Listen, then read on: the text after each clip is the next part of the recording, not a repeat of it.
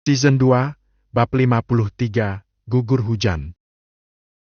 Tiada suatu bencana pun yang terjadi di bumi, maupun kepada manusia, melainkan telah tertulis dalam kitab Lauhul Mahfuz. Bahkan takdir manusia berupa jodoh, rezeki dan maut telah tertulis sebelum terlahir ke dunia. Setidaknya, Bian memiliki keyakinan itu dalam hati, meski 3 hari ini ia seolah kehilangan separuh jiwa, yang pergi membawa cintanya dan hanya menyisakan kenangan. "Ayo, pulang, Dek!" Usapan lembut pada puncak kepala menyadarkan gadis itu dari lamunan. Ia menoleh menatap kakak kembarnya dengan tatapan sayu. 3 hari ini Bian dirawat di rumah sakit akibat beberapa luka yang ia alami dalam kecelakaan itu. "Yang ikhlas, Dek. Kamu tidak akan pernah sendirian. Kamu masih punya kami." Suara kakak sulungnya ikut menenangkan. "Insya Allah, Kak. Maafin aku sering buat repot." "Sama sekali tidak, sayang." Kecupan sayang berlabuh di puncak kepala. "Kakak Bian jangan nangis lagi, ya. Nanti Bim Bim bagi coklat yang dibeliin papa di luar negeri. Di rumah ada banyak."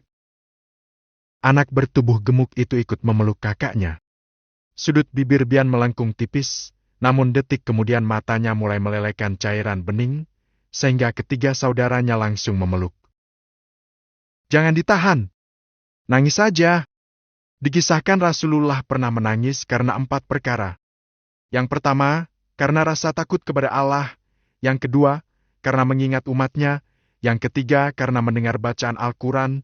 Dan yang keempat, karena kehilangan putranya. Bisik Boy ke telinga, yang membuat ruangan itu dipenuhi isak tangis. Sementara itu, di rumah keluarga Pak Andi dikejutkan dengan kedatangan sejumlah polisi. Bukti berupa pesan bernada ancaman yang masuk ke ponsel Erlan mengarah kepada Revan. Pria berwajah oriental itu keluar dari kamar dengan mengenakan baju koko, lengkap dengan sarung dan peci. Kemarin ia sempat mendapat panggilan sebagai saksi, namun kesibukan membuatnya tidak bisa memenuhi panggilan. Setibanya di kantor polisi, ia jadi sangat terkejut setelah mendengarkan penjelasan anggota kepolisian bahwa dirinya harus menjalani pemeriksaan terkait kecelakaan tersebut. Apalagi nama Liliana menyeret dirinya. "Jangan menuduh sembarangan tanpa bukti yang jelas, Pak. Saya bisa balik menuntut atas pencemaran nama baik." Geram Pak Andi menunjuk ke arah polisi. "Istighfar, Ayah. Sabar, jangan gegabah. Insya Allah ini hanya salah paham," ucap Revan, lalu menatap beberapa anggota kepolisian. "Kami hanya menjalankan sesuai prosedur, Pak.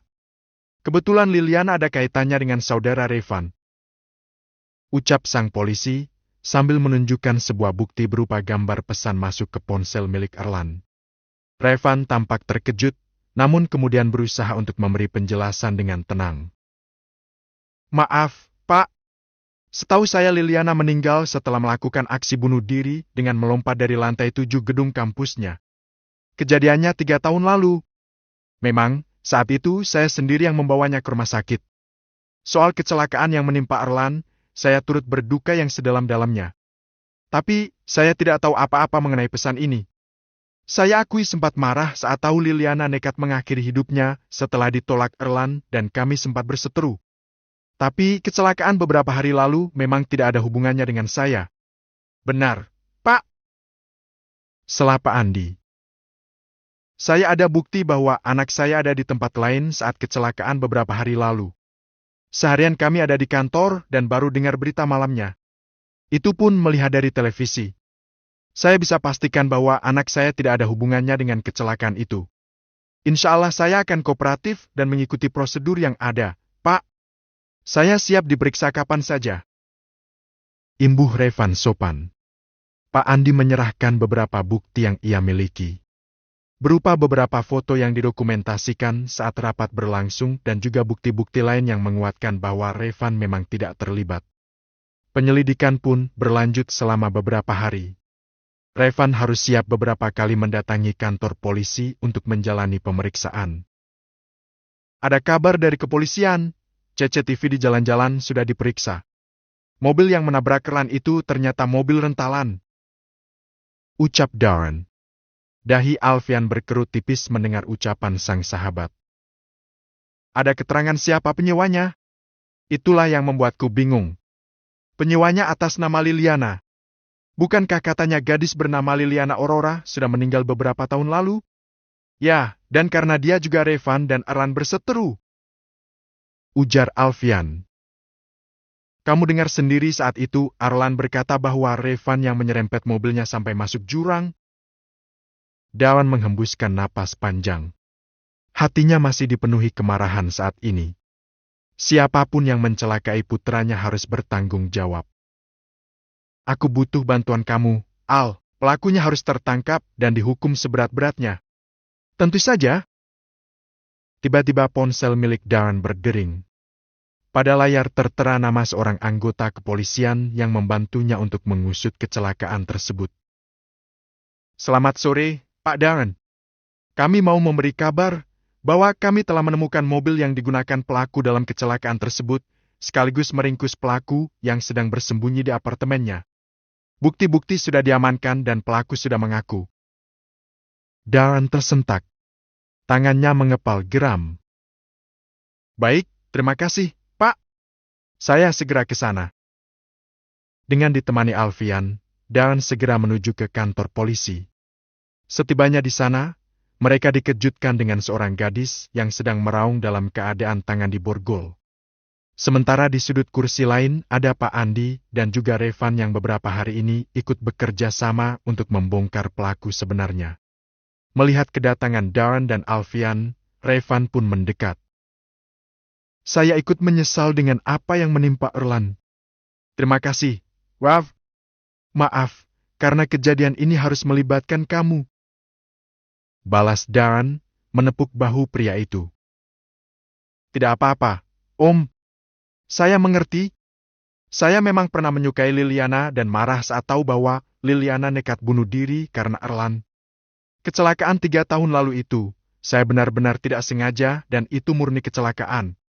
Saya pun sempat dirawat di rumah sakit saat itu karena terluka parah juga. Ayah kamu sudah menjelaskan semuanya. Darren mengulas senyum tipis. Maaf, saya sempat mencurigai kamu. Tidak apa-apa, Om. Saya mengerti. Siapapun pasti akan berpikir demikian.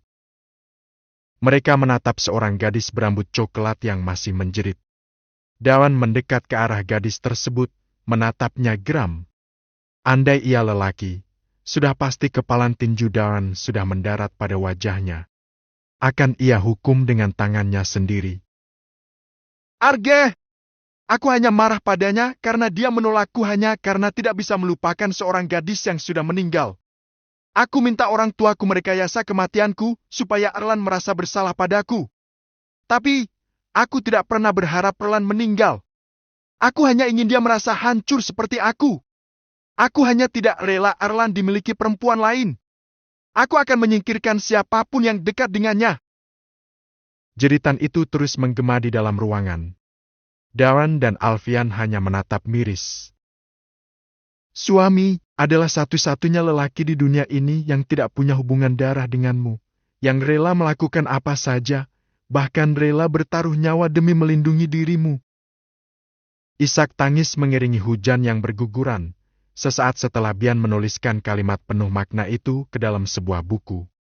Di kamar dengan pencahayaan temaram itu, ia menangis. Memeluk buku catatan milik Erlan yang kini sudah berada di tangannya. Ya Rob, apa berdosa kalau mencintai secara berlebihan seperti ini? Kenapa kehilangan dia rasanya sesakit ini? Membuka lembar demi lembar, membaca dalam hati dengan linang air mata.